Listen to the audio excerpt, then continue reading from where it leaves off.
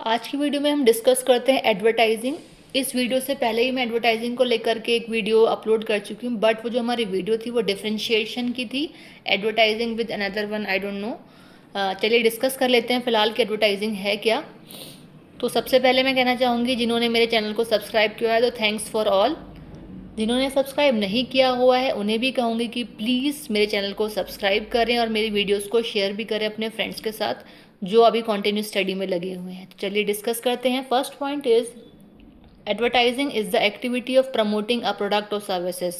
कि एडवर्टाइजिंग एक ऐसी एक्टिविटी है जहाँ प्रमोट किया जाता है किसको, एक प्रोडक्ट को और उसकी सर्विसेज को। Next is advertising is a paid form of promotion of goods and services.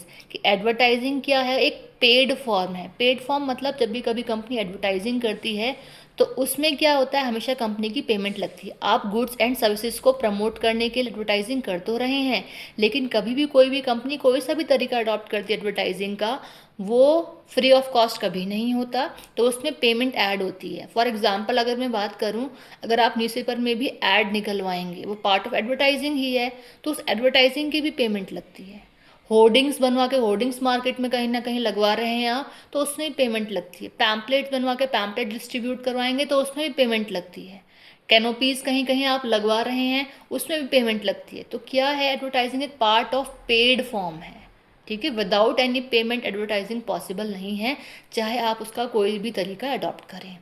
Next is it helps in creating awareness about a product और अ ब्रांड। की जो एडवर्टाइजिंग है वो हेल्प करती है क्रिएट करने में अवेयरनेस, किसको, पब्लिक को वो अवेयर करती है। ठीक है, किस चीज़ के रिगार्डिंग में, प्रोडक्ट के रिगार्डिंग में, एज वेल एज जो भी हमारा ब्रांड होगा उसके बारे में अवेयर कराती है।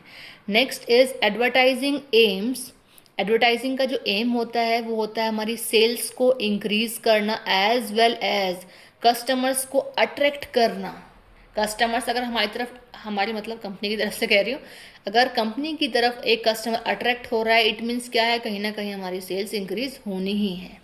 ठीक है, next point is it highlights the features, benefits and the uses of a product. कि एडवर्टाइजिंग हम कर रहे हैं, क्यों कर रहे हैं, उससे होता क्या है कि with the help of advertising company क्या करती है, हाईलाइट करती है उस प्रोडक्ट या फिर कंपनी जो भी कुछ है उसके फीचर्स को, उसके बेनिफिट्स को, and uses of a product. जो प्रोडक्ट जिसकी वो एडवर्टाइजिंग कर रही है उस प्रोडक्ट का यूज़ क्या है। ठीक है, तो प्रोडक्ट का यूज़ क्या है, उसके फीचर्स क्या है, एज वेल एज उनके बेनिफिट्स क्या हैं।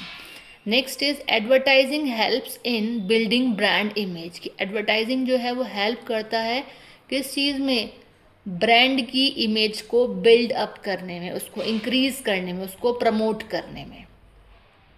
Next is it is an important tool of marketing and promotion.